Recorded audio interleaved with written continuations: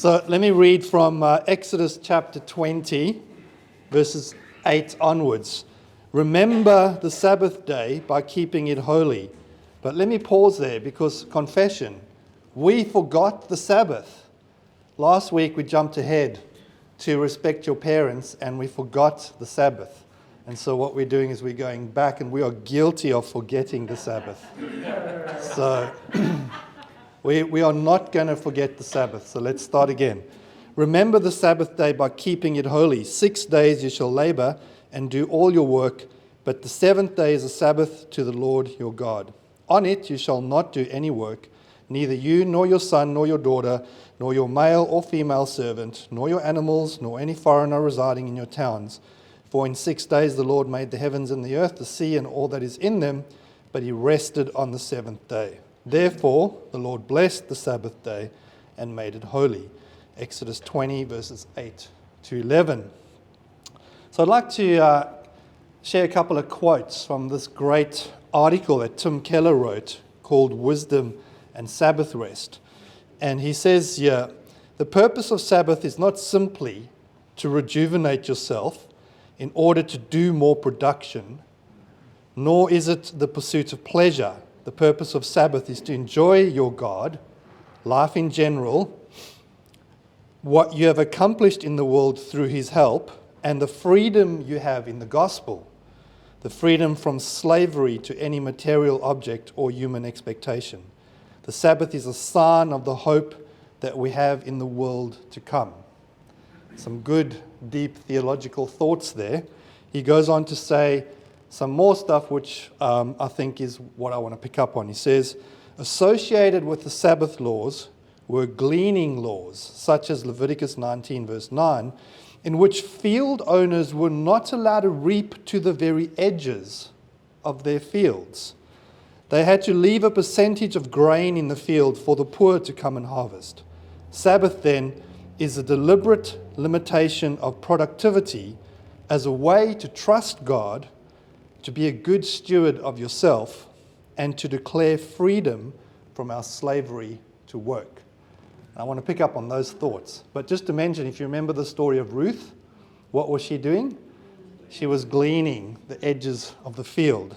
So, this idea that Sabbath is a deliberate limitation of your productivity. Not the kind of message that your lecturers want to hear for students. This is a radical idea, and it flies in the face of today's productivity and performance-driven culture that we live in. It's the water that we swim in, and we can't, it's in us. So towards that end, we should ask the question, towards what end or towards what purpose should we deliberately limit our productivity? And Keller suggests in his article 3 ways to trust God. It's for the purpose of learning to trust God. It's for the purpose of becoming a good steward of yourself. And lastly, to declare freedom from our slavery to work. So let's have a look at this. How can deliberately limiting our productivity, not reaping to the edge of the field, and only say, for example, reaping 90% of a potential crop, how can that help us to trust God?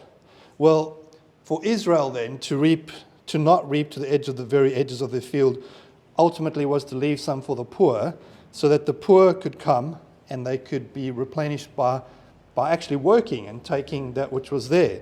But this also was a call to the landowners to trust God, because they had to trust God that they would have enough and that they wouldn't just harvest everything that was there for them. It was a way of going, I'm not going to harvest everything, and that's a way of me trusting you, Lord, that I will in fact have enough. It's almost as if God was saying to Israel, and to us by implication, will you limit your productivity and trust me to provide for you?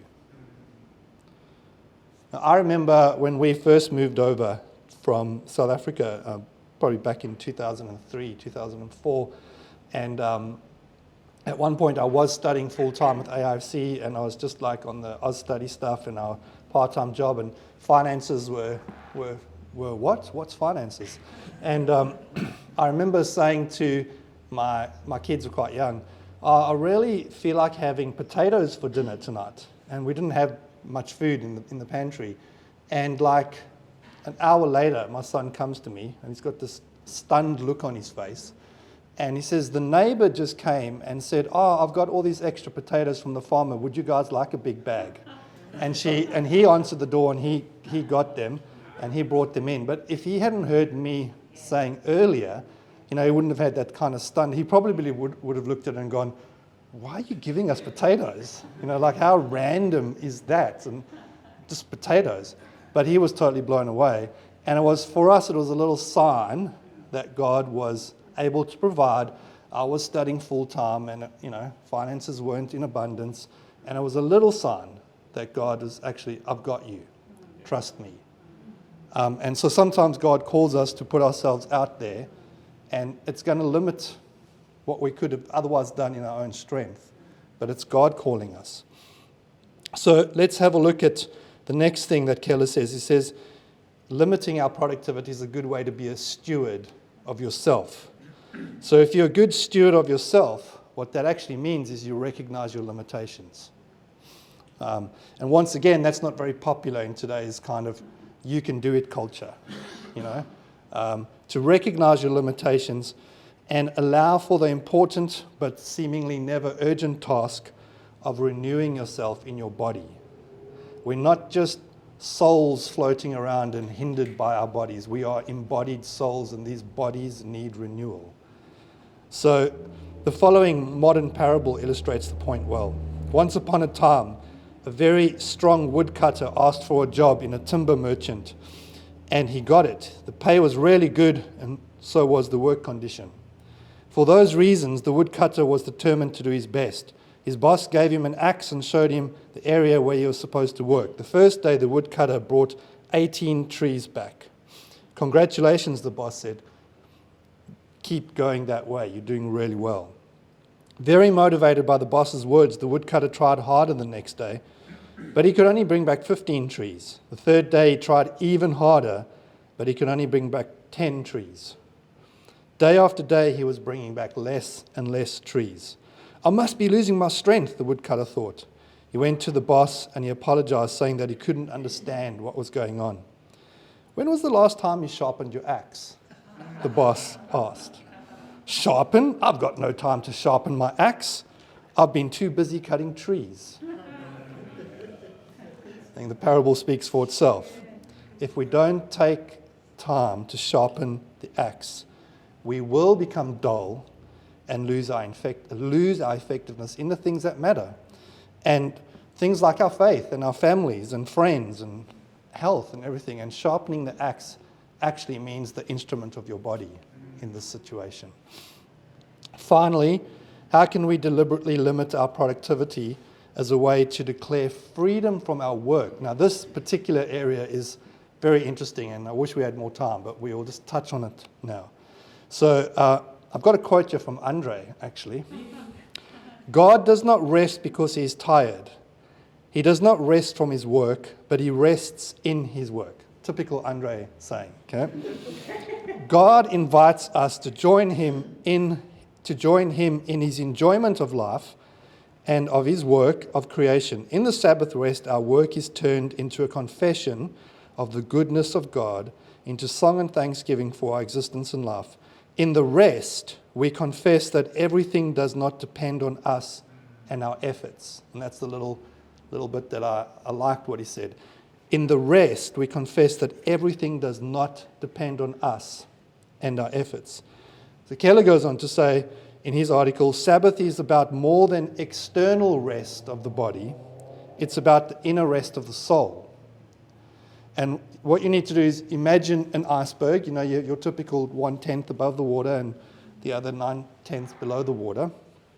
And we often talk about, particularly in counseling, stuff about self-care and taking care of ourselves and Sabbath rest.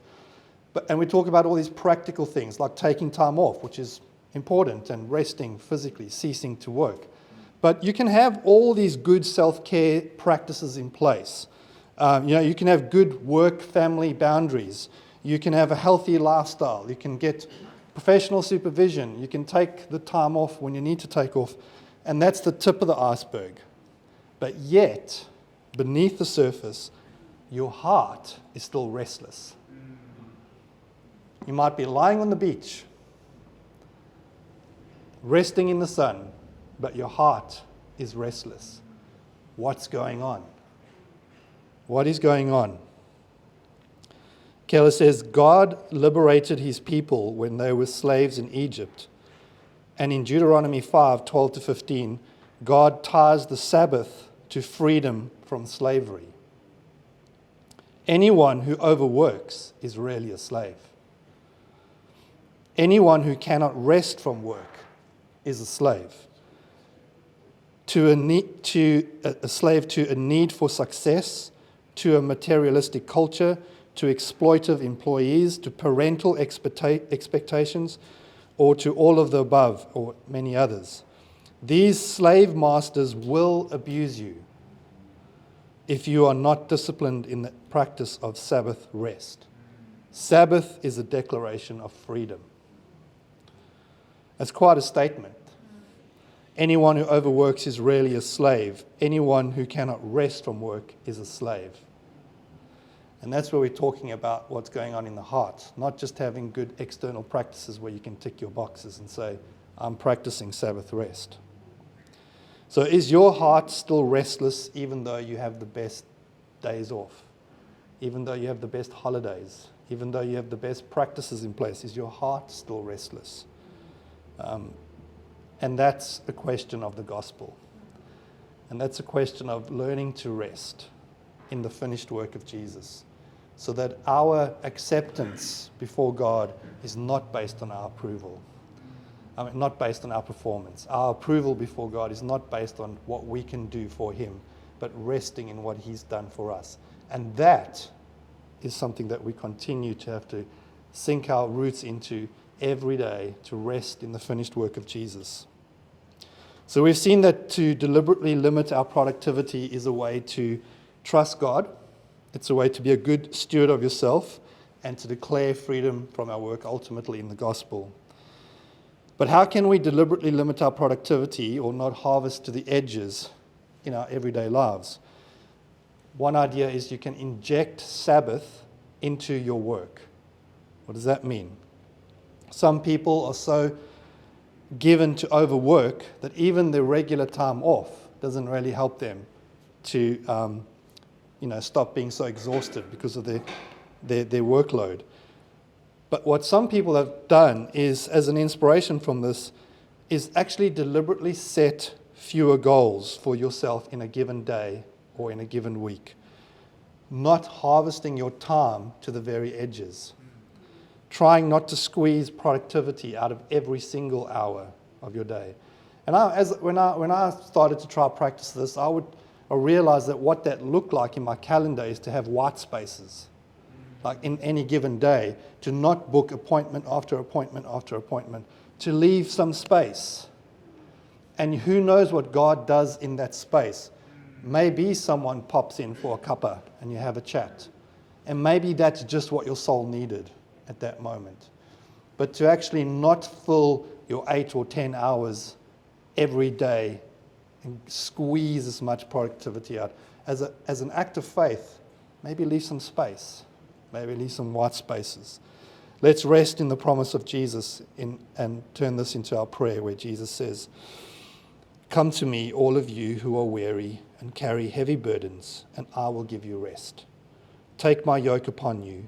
Let me teach you, because I am humble and gentle at heart, and you will find rest for your souls. For my yoke is easy to bear, and the burden I give is light." Amen. Amen.